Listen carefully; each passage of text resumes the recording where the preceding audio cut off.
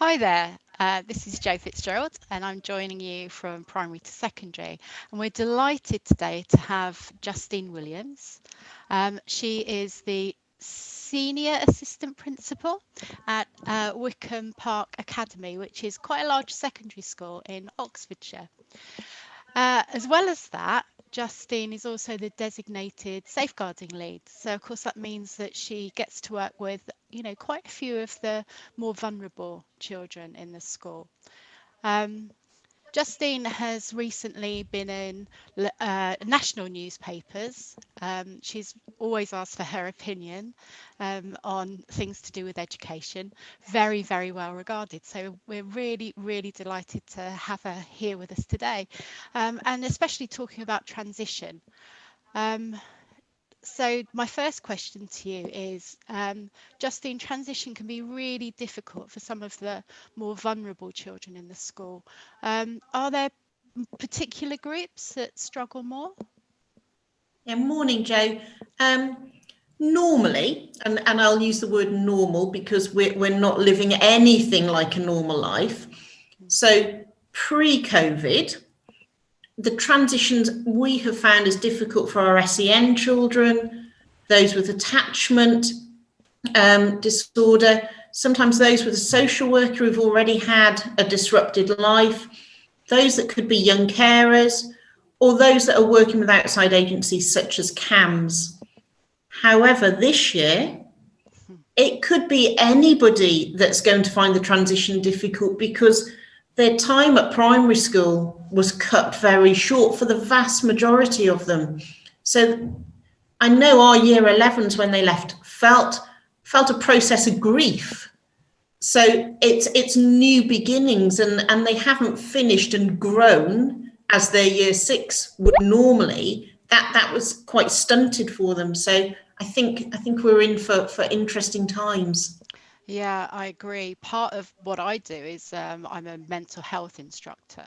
And I'd certainly have had lots of feedback from schools, from people that I'm training, that they're seeing all kinds um, of problems in children that they would have expected wouldn't have had any at all. And of course, we don't know what's going on at home, do we? So that could have a huge effect. Um, from the viewpoint of a secondary school, what do you think the consequences of all of this might be on, I suppose, academic achievement, on mental health, on behaviour? Do you think there are going to be consequences? I think academically, and I know this is quite a controversial thing to say when we hear that they've lost 3 months of learning.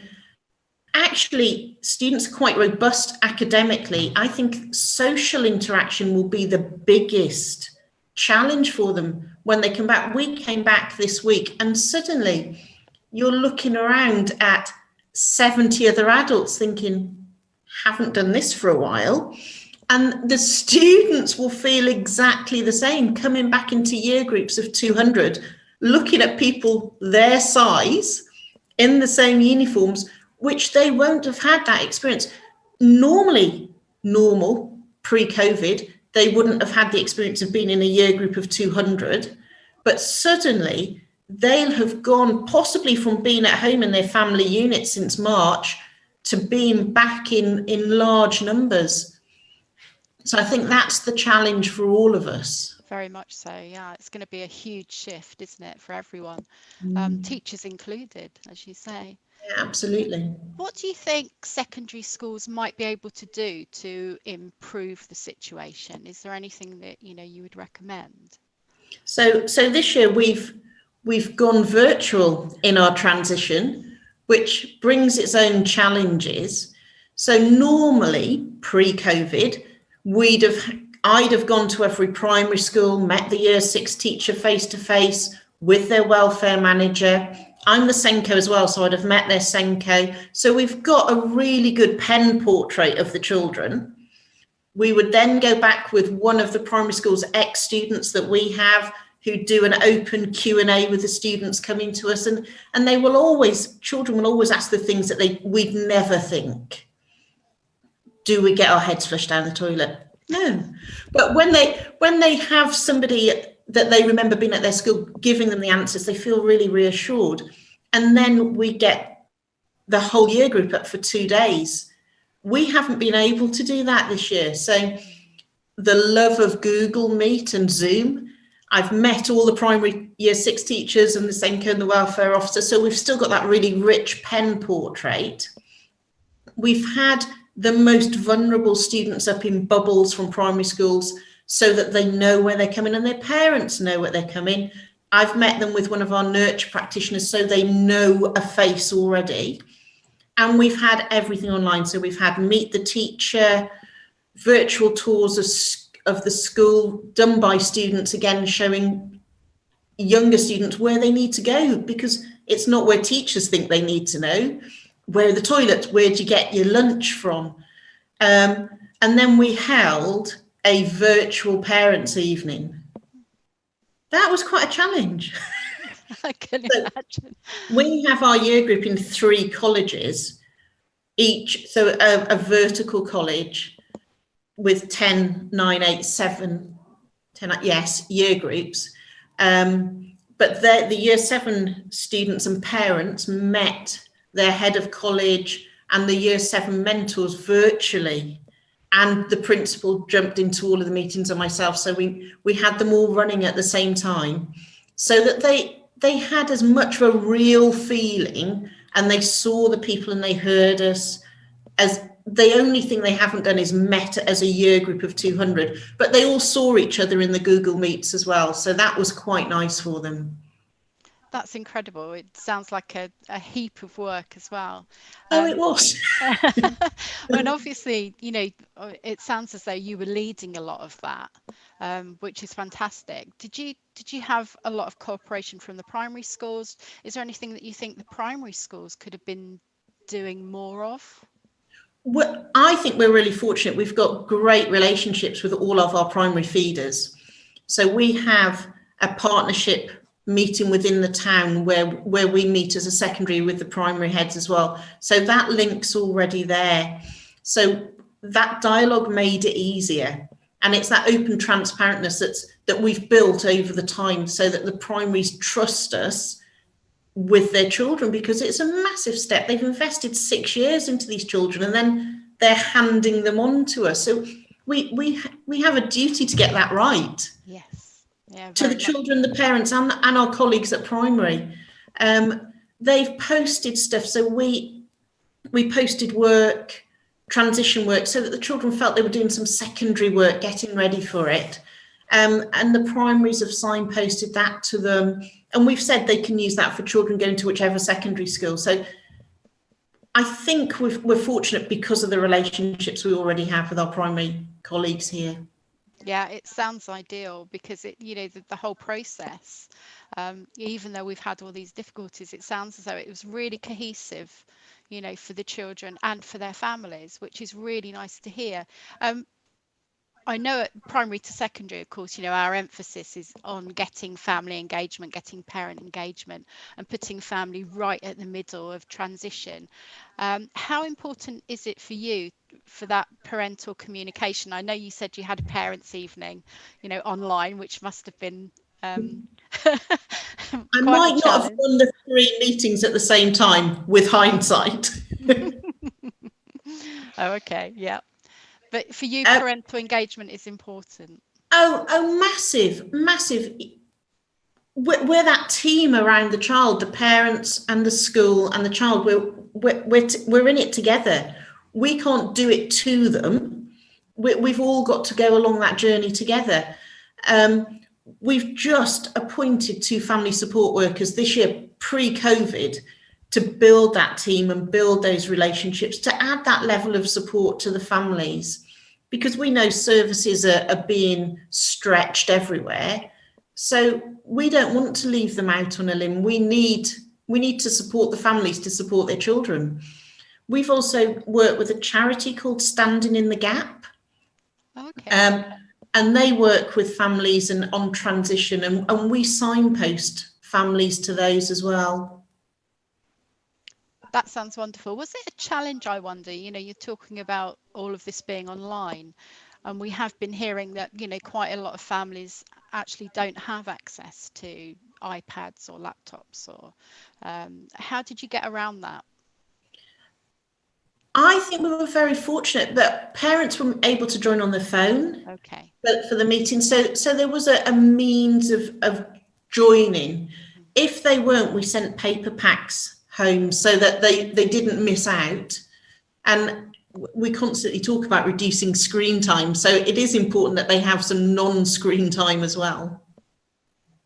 That's all of this just is music, obviously, to our ears, because for us it's so important that everyone is involved.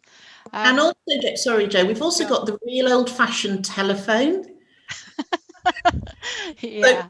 So we've been contacting families throughout by phone, our vulnerable families, just to check that everybody's okay, not just the children, but the families are okay. Do we need to signpost them anywhere? So we've been touching base with our vulnerable families across the academy. And this week, so we've had 3 days, and next week we're phoning those families again just to make sure they know the routine for coming in. And for our year sevens, we're there ready to meet and greet them on Monday. That's wonderful. I'd love to be there. It's going to be fabulous, isn't it? It's going to be amazing. Everyone meeting up again and having all those experiences. It'd be wonderful. What are your thoughts? So you're here at primary to secondary. For us, a lot of it is our work is about that emotional resilience and getting children prepared, not in year 7, but actually way over in year 6. So that they are getting, ready for this huge move. What are your thoughts on that? I think it's not just the children that you need to prepare. It's the parents as well, because they'll have had that relationship with primary school, like we said, for 6 years, and suddenly they've got to build a relationship somewhere else. And sometimes their secondary school experience won't have been the best. So they're already thinking, will it happen to my little one? And it's reassuring them, actually, we're all here. And we had a little brainstorm before I came up on what our top tips would be on how we can get our parents to support their children. And part of it was, we were saying, and the conversations that we're having with parents who are coming, children are coming next week, be prepared, check their uniform fits, check they've got all their equipment, check they know which way they're going to walk to school, just so that you've removed that initial panic of, I don't know where my shoe is, I don't know where my sock is. Get it out, get it ready, try it on. We also thought it was really important that parents are positive. You can have a great time. And they will feel anxious, parents and children, but that's normal. And it's normalizing that anxiety. We all felt a little anxious. Our hearts were a little quicker when we all came back this week. But that's normal, and it's about supporting them. If it's exaggerated anxiety, how we can help them to minimize that. So we work with Place to Be mental health charity. We've got a Place to Be manager at school who helps all of us to help our students. So we have all of our teachers are mental health champion trained. It's a massive area of focus for us. And then we also thought it's really important that we tell the parents and the children to be prepared to ask. Ask if they don't know something. Ask if they're not sure. Ask if they don't know what to do next, because that's normal. But also for the parents to ask the children what's gone well today. That positive spin. Not have you had a good day, because as they morph into teenagehood, it's like, actually, what's gone well? And if something hasn't gone well, how could it have gone better? And then communicate that with us. Don't sit and dwell on something that might be minor, because if they sit and dwell on a minor thing, before you know it, that's a really big issue, and it's much harder to unravel. My next question was your top tips, actually, but you've obviously just done that. For us, we recognize, because obviously as part of our work, we did an awful lot of research on, papers around transition. Um, and one of the papers really identified, of course, that it's parents that go through a transition as well. It's not just that move to a new school, it's also letting your child have that much more independence, looking at the safety aspects around that. Um, it really is a big move for parents as well, isn't it? And certainly in the current climate where everything has been very tight as a family and tight within a community, suddenly some of our children walk over a mile every day. We have very few bust-ins, so they genuinely are letting them go. And that's a big step, and their days will be longer and they'll be out of the house longer, and they'll be meeting different children that you're just hearing that name. You don't know what they look like. You don't know where they live. So it is supporting the parents to support their children so that anxieties don't build in either. Because if a parent's anxious, the child will be anxious. Yeah, very much so.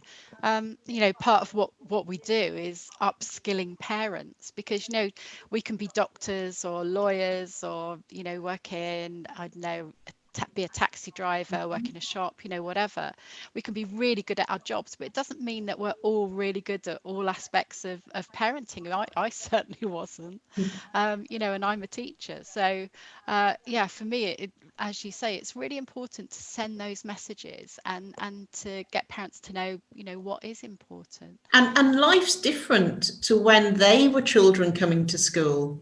Even for our youngest parents, life's moved on. The power of social media and how to keep children safe now is a different world than who they will physically meet. It's who will they virtually meet, and how do you educate the parents to support their children to do that? Yeah. It just sounds as though you're doing a fab job, and Thank you. we got to know you through the article, obviously, in the Guardian. Yes. Yeah, that's right. But also your website is fantastic. So Thank you.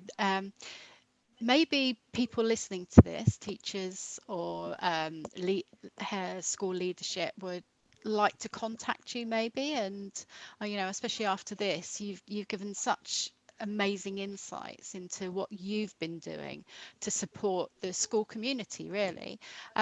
Would you be okay for people contacting you, Yeah, asking you absolutely. questions? Great. Yeah, we either through my email, or we have a transition email. So we set up a transition email account for these very questions, because that was easier for parents to go to transition than to go through my name, because I'm inundated with emails. I can imagine. Well, thanks so much. We'll put your details obviously up, so that people can contact you, and I'm sure you're going to get a lot of people doing that. It just remains for me to thank you so much for being here. This has been just amazing. You've given us so much wonderful information, and good luck for next week. I hope it all goes Yeah, well. we're positive. Really, we're Great. excited, and it's so lovely to see children again. Ah, yeah, I can only imagine. I can only imagine. Well, thank you so much, Justine. It's been wonderful. Thank you, Jane. Thank you.